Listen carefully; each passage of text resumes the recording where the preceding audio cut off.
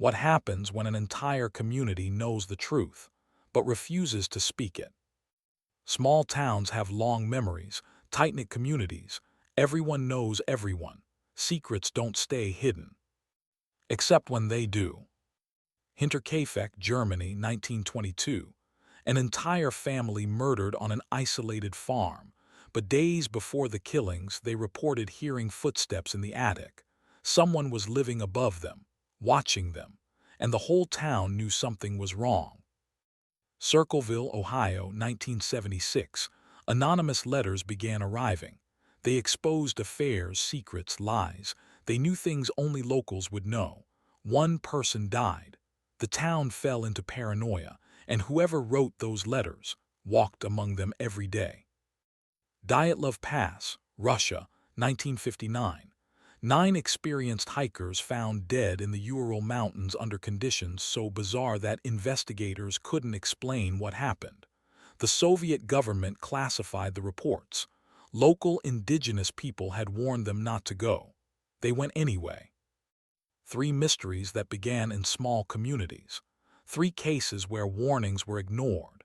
3 tragedies that remain unsolved decades later. Tonight, we're examining mysteries where the answers might still live in the memories of those who were there, if only they would speak. Because in small towns, silence isn't just golden. Sometimes it's survival. Let's begin on a farm where someone watched from above, before they killed from within. Hinterkaifeck was a small farmstead located approximately 70 kilometers north of Munich, Bavaria, Germany. The name means rear Kaifeck, distinguishing it from another property called Kaifeck in the area. It was isolated. The nearest neighbors were kilometers away through forested land. In March 1922, 6 people lived at Hinterkaifeck. Andreas Gruber, 63, the patriarch. Kazilia Gruber, 72, his wife. Victoria Gabriel, 35, their widowed daughter. Kazilia Gabriel, 7, Victoria's daughter. Joseph Gabriel, 2, Victoria's son. Maria Baumgartner, 44, the newly hired maid. On April 4, 1922, all 6 were found murdered. The days before. The story of Hinterkaifeck doesn't begin with the murders. It begins with the warnings. 6 months before the killings, the previous maid abruptly quit. She claimed the farmstead was haunted, reporting unexplained noises and a pervasive feeling of being watched. She left without serving her full term of employment, highly unusual in rural Germany where positions were scarce. In the days leading up to the murders, Andreas Gruber reported disturbing incidents to neighbors. The footprints in the snow. Andreas found footprints in fresh snow leading from the forest to the farmstead, but none leading back. Someone had walked to the property and either remained or disappeared. Andreas followed the tracks to the farm but found no one. The attic sounds. The family heard footsteps in the attic. Andreas investigated multiple times but found nothing. The sounds continued. Victoria reported hearing the sounds as well, particularly at night. The missing newspaper. The Munich newspaper, delivered to a location between the farm and the road, went missing one day.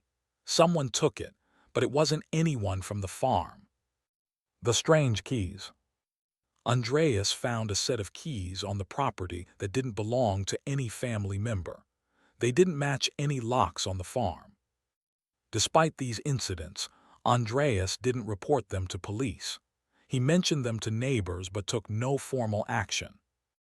March 31, 1922.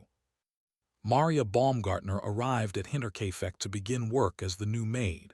It was her first day. She would be dead within hours. The murders. Investigators later reconstructed the timeline based on evidence. Evening of March 31, 1922. Someone, almost certainly the killer, lured Andreas Gruber and his daughter Victoria to the barn under some pretense. As they entered, they were attacked from behind with a mattock, a farming tool similar to a pickaxe. Both were struck repeatedly in the head. Kazilia, the elder, was also killed in the barn, likely after witnessing the attack on Andreas and Victoria. 7-year-old Kazilia, the younger, was also in the barn. Evidence suggests she survived the initial attack but was grievously injured. She was found with clumps of her own hair torn out, indicating she had lain wounded, pulling at her hair in pain, for several hours before dying or being killed. The killer then entered the farmhouse. 2-year-old Joseph and the maid Maria Baumgartner were in the house. Both were murdered in their beds with the same mattock. Joseph's skull was shattered. Maria was killed in the maid's quarters. After the murders, this is where Hinterkaifeck becomes truly disturbing. Evidence suggests the killer remained at the farmstead for several days after the murders. Someone fed the animals. The farm's livestock were fed regularly for at least 3 days following the murders. Neighbors noticed smoke rising from the chimney, suggesting fires were lit for warmth and cooking. Someone ate meals. Food was consumed from the kitchen.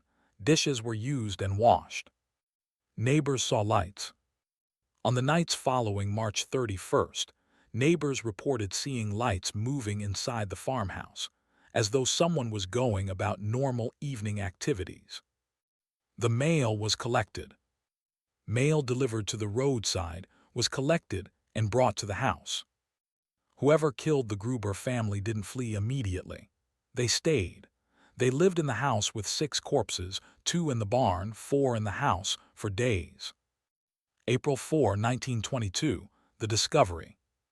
When the family failed to appear for church and local obligations, neighbors became concerned. On April 4th, several men from the nearby village ventured to the farm to check on them. They found the bodies.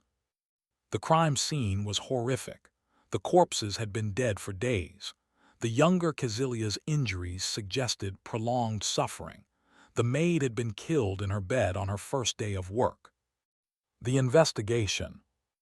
Munich police launched an extensive investigation. They had clear evidence of prolonged presence by the killer.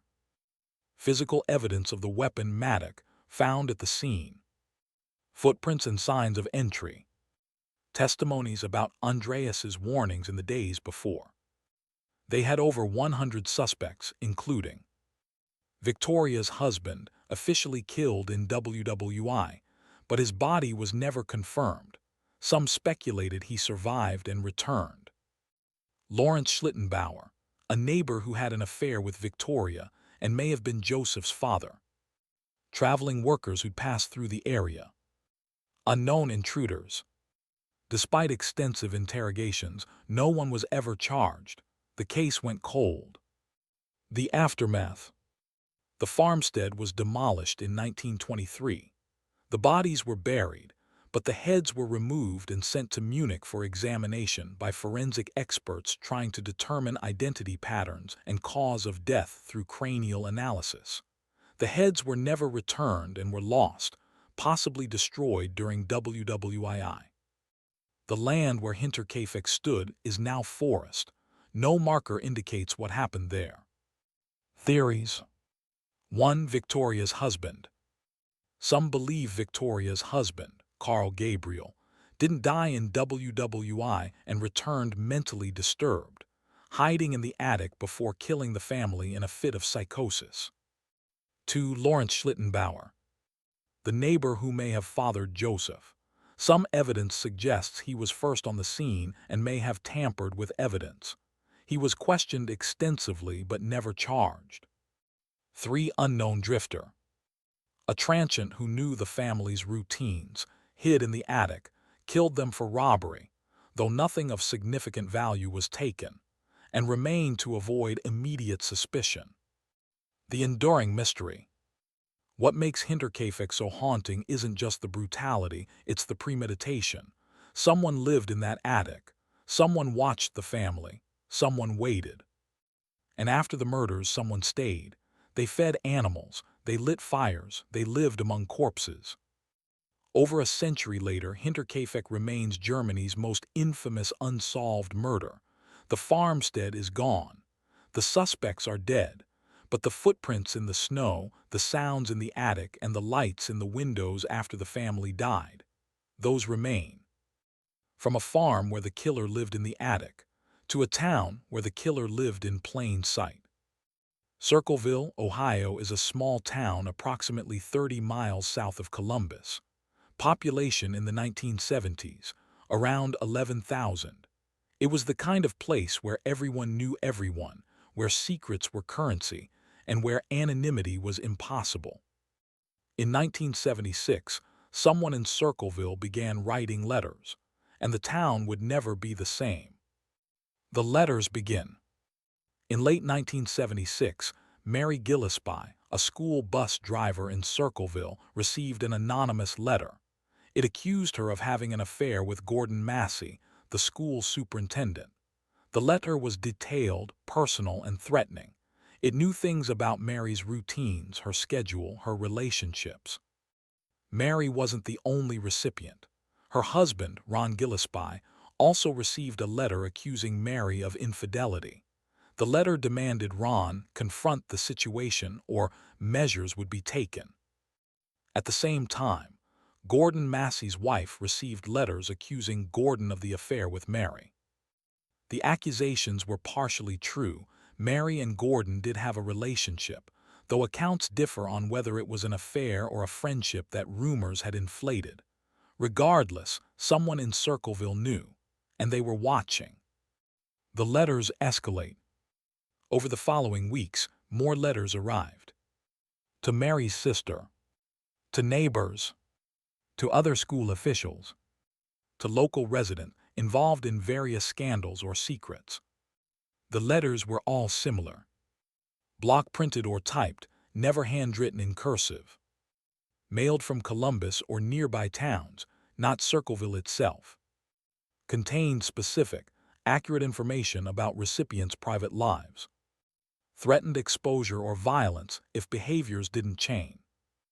Whoever was writing knew intimate details about people's lives, details that only locals would know. August 19, 1977, the first death. Ron Gillespie, Mary's husband, received another threatening letter. Shortly after reading it, he told Mary he was going to end this. He left the house with a gun. That night, Ron crashed his truck on a rural road outside Circleville. He died in the crash. The official ruling, single vehicle accident, possibly alcohol-related. But questions lingered. Why was Ron on that particular road? Was he meeting the letter writer? Was he trying to confront someone? Was the crash truly an accident? No definitive answers emerged. Ron was buried, and the letters didn't stop. The campaign continues. After Ron's death, the letters targeting Mary intensified. Now they focused on her relationship with Gordon Massey, her job as a bus driver, and threats against her safety. But Mary wasn't the only target. Other residents received letters exposing affairs, financial misdeeds, family secrets, criminal activity. Circleville descended into paranoia. No one knew who the letter writer was, but everyone suspected someone. Neighbors eyed neighbors. Friends questioned friends. The town fractured. The signs. In addition to letters, handmade signs began appearing on Mary's bus route. The signs, posted on telephone poles and road signs, made the same accusations. Mary Gillespie is a whore and similar messages. Mary reported the signs to authorities. Sheriff's deputies removed them, but they kept reappearing. February 7, 1983, the booby trap. Mary noticed a sign on her bus route. Frustrated and angry, she decided to remove it herself. She pulled over, walked to the sign, and reached to pull it down. The sign was booby-trapped. Attached to the back was a box containing a loaded .25 caliber pistol rigged to fire when the sign was moved. The mechanism failed. The gun didn't discharge. If it had, Mary would have been shot at close range. Authorities dismantled the device and launched a criminal investigation. This was no longer harassment. This was attempted murder. The arrest. Investigators traced the gun. It was registered to Mary's brother-in-law, Paul Fresher. Paul Fresher was Ron Gillespie's brother-in-law, married to Ron's sister. He had lived in Circleville his entire life. He worked as a county road worker. He had no obvious motive to target Mary. When questioned, Paul denied any involvement. He claimed he'd sold the gun years earlier. He insisted he hadn't written any letters or constructed any signs. But the evidence pointed to him. In 1983, Paul Fresher was arrested and charged with attempted murder. The trial. At trial, prosecutors presented the gun traced to Paul. Handwriting analysis, though inconclusive, suggesting Paul may have written some letters. Testimony from witnesses who saw Paul near locations where signs appeared. Paul's defense argued he sold the gun, someone else used it.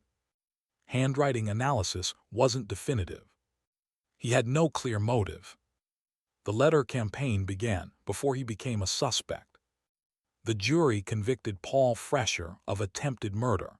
He was sentenced to 725 years in prison. The letters continue.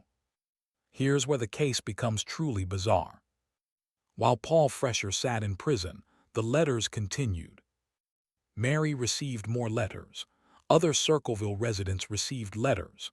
The content, style, and knowledge level were consistent with the earlier letters.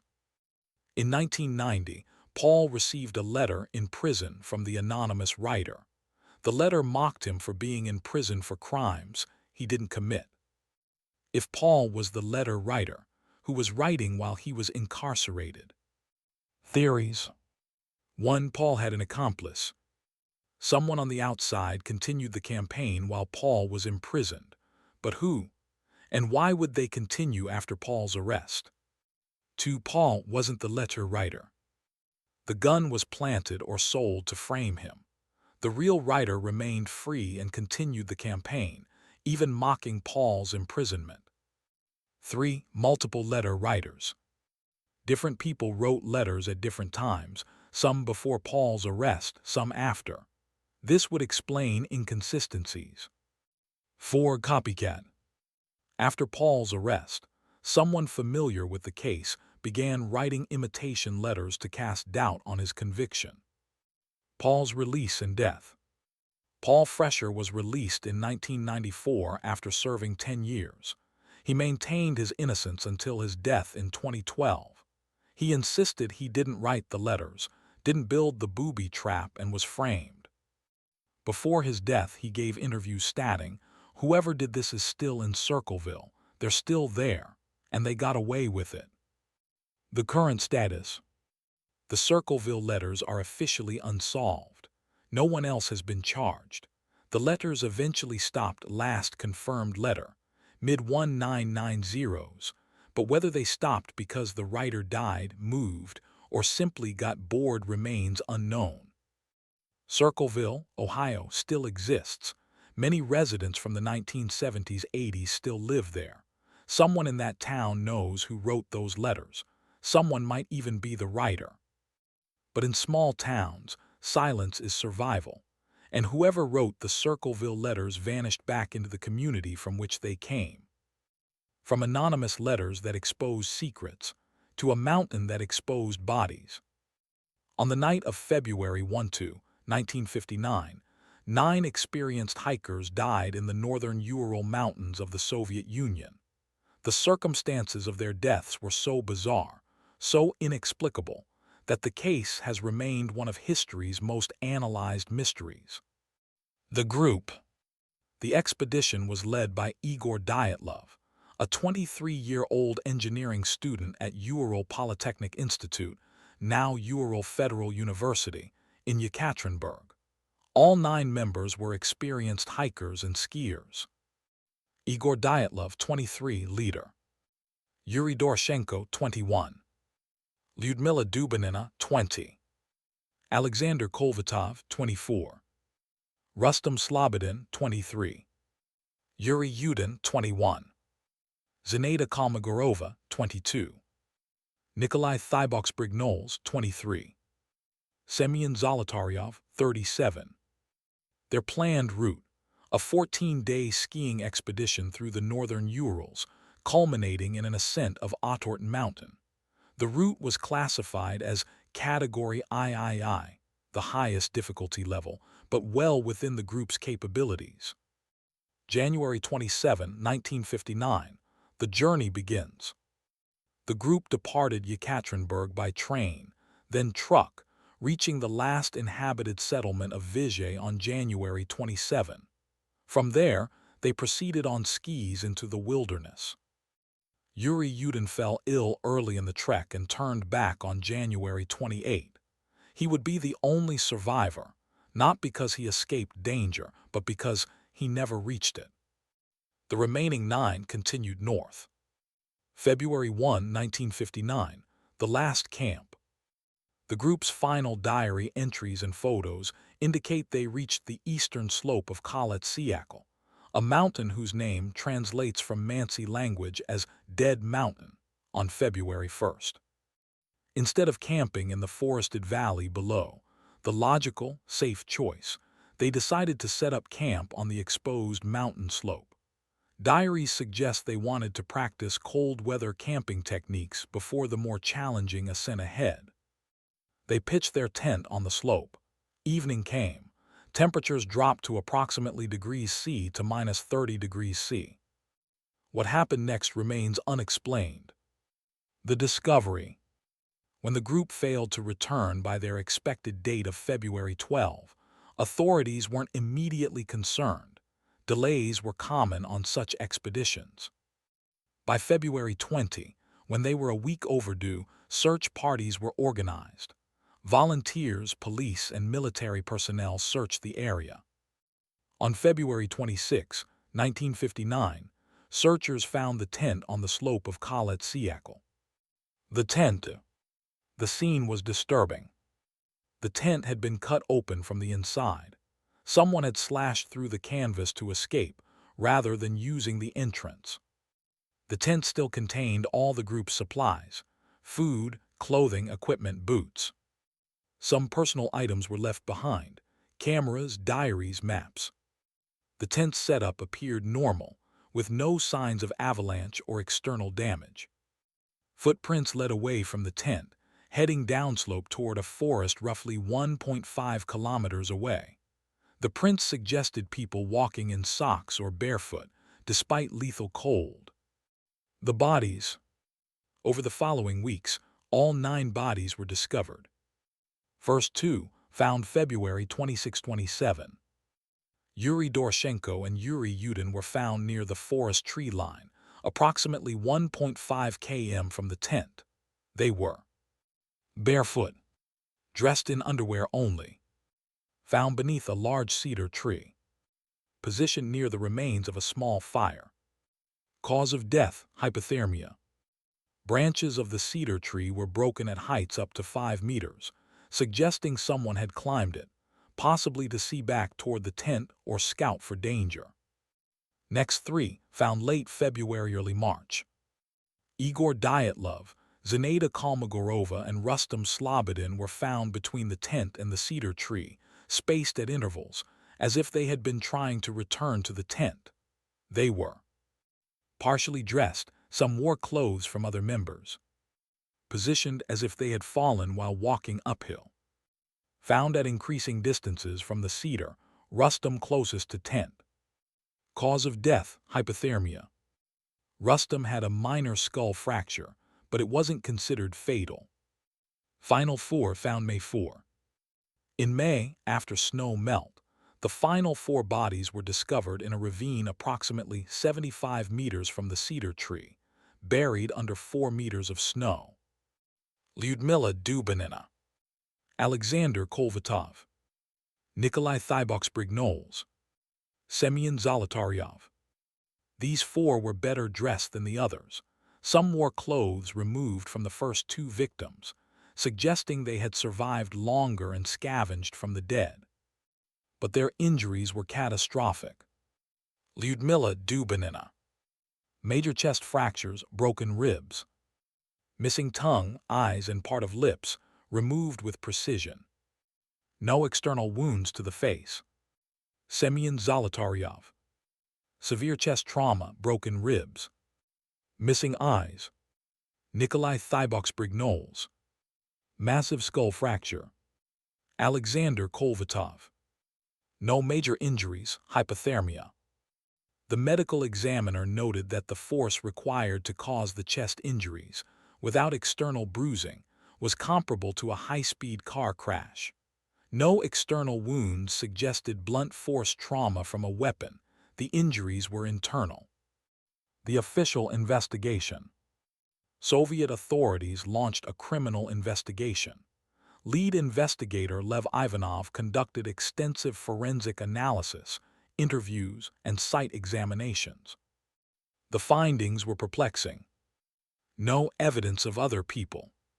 Footprints from the tent belonged only to the 9 hikers. No tracks from outsiders, animals, or attackers. Radiation. Some clothing items from the victims showed elevated radiation levels, though this was inconsistent across all items and may have been contamination from testing or natural sources. The tent damage. Cut from inside, suggesting the hikers fled voluntarily, not forced out. No avalanche. The tent's position and lack of snow accumulation ruled out avalanche. Unexplained injuries. The chest and skull trauma on the ravine victims couldn't be explained by falling or typical wilderness accidents. Missing tissue. Lyudmila's missing tongue and eyes were initially attributed to scavenging animals, but the precision of removal raised questions. In May 1959, the Soviet government closed the case. The official conclusion: death by compelling unknown force. The area was declared off-limits for 3 years. Theories then and now. Over 6 decades, dozens of theories have emerged. 1 avalanche, most recent scientific conclusion, 2021. Swiss researchers using modern snow modeling suggested a delayed slab avalanche could have struck the tent, causing the hikers to flee. However, critics note this doesn't explain the internal injuries without external trauma or the lack of avalanche debris. 2. Infrasound-induced panic. Katabatic winds, cold air descending slopes, can create infrasound frequencies that cause anxiety, panic, and irrational behavior. Hikers, disoriented and terrified, fled the tent and succumbed to cold. 3. Military testing. The Soviet military conducted weapons testing in the region. Some speculate the hikers witnessed or were caught in a test, explaining radiation and injuries. The government classified the incident to hide military involvement. 4. Paradoxical undressing. Severe hypothermia causes victims to feel overheated, leading them to remove clothing. This explains partial undressing but not the violent injuries. 5. Attack by indigenous Mansi people. Local Mansi people considered the mountain sacred, dead mountain, and warned against travel there. However, there's no evidence of Mansi involvement, and their relationship with hikers was historically peaceful. 6. Criminal attack. Though no footprints or evidence of outsiders existed, some believe escaped prisoners or hostile individuals attacked the group. 7. Unknown natural phenomenon. Ball lightning, methane release, or other rare natural events caused panic and injuries. Modern developments. In 2019, on the 60th anniversary, Russian authorities reopened the investigation. In 2021, they officially concluded the deaths resulted from an avalanche. The families and researchers reject this conclusion, citing inconsistencies. The Mansi warning. Before the expedition, local Mansi people advised against camping on Khalat Siakal. They considered it cursed. The name Dead Mountain wasn't poetic, it was a warning. The hikers went anyway. The enduring mystery. 9 experienced outdoors people fled their tent into lethal cold, leaving behind everything necessary for survival. Some suffered injuries consistent with high-impact trauma, yet no external force left evidence. The Soviet government closed the case and sealed the area. Dyatlov Pass, named after the group leader, remains open to hikers today. People visit the tent site, now marked by a memorial. The forest where the bodies were found stands silent. And the question remains, what did they see that night that was so terrifying they chose to die in the snow rather than stay in the safety of their tent? 3 small communities, 3 warnings ignored, 3 mysteries that silence couldn't bury. Hinterkaifeck, someone lived in the attic, someone watched from above, someone killed them all and stayed for days. The farmstead is gone. The killer was never found. Circleville, someone wrote letters exposing every secret. Someone knew everything about everyone. A man went to prison for it. The letters continued. Whoever wrote them is still in that town. Dyatlov Pass, 9 experienced hikers fled into the snow. Something terrified them more than freezing to death. The Soviet government called it compelling unknown force and closed the case. 3 mysteries, 3 small communities that knew more than they said. Here's what makes small-town mysteries so haunting. The answers might still be alive. Someone in Bavaria might know what really happened at Hinterkaifeck. Someone in Circleville knows who wrote those letters. Someone in the Ural Mountains might know what the Mansi warnings meant. But small towns protect their own, and silence is a language everyone speaks fluently. When warnings are given and ignored, when secrets are kept and buried, when entire communities choose not to speak, what truths remain hidden? Have you researched these cases deeper than the surface? Found details investigators missed? Connected dots the official reports ignored? Drop your findings below. These cases reward persistent investigation. Share this with someone who studies cold cases. These aren't just historical mysteries. These are solvable cases with living witnesses who choose silence. Subscribe to WhisprFrame for more small-town mysteries where the answers exist but the questions aren't welcome. Because sometimes, the most dangerous thing isn't what happened. It's what people know and won't tell. The attic still had footprints. The letters still exposed truths. The tent still bears slashes from the inside. And the towns, they remember everything. They just won't say.